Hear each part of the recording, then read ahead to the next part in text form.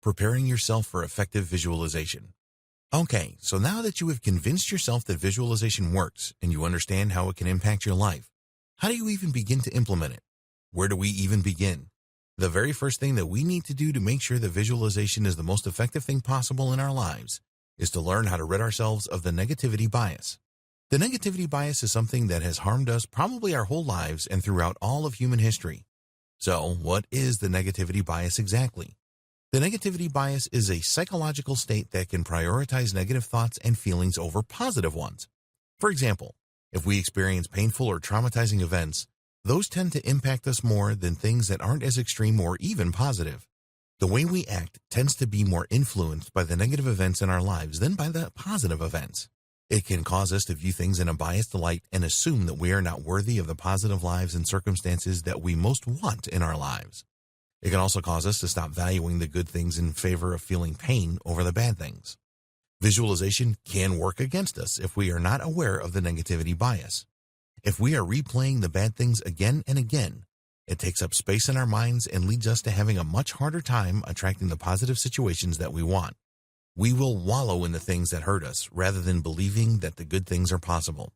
But that isn't because good things don't happen to us or aren't capable of happening. It's because we are not placing value in the positive things or even allowing ourselves to believe that the positive things are possible.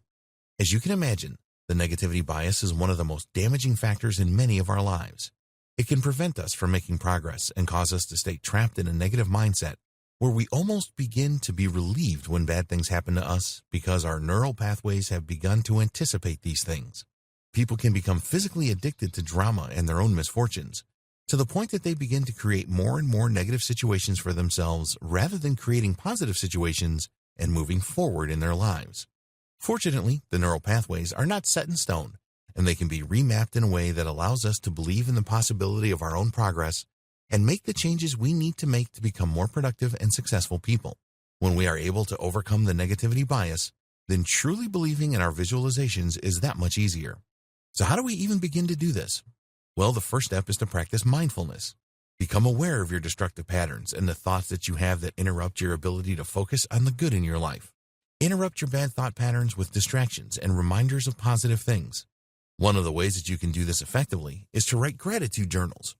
You can also try mindfulness meditations, uplifting conversations with your support network, and looking at pictures of things that make you smile.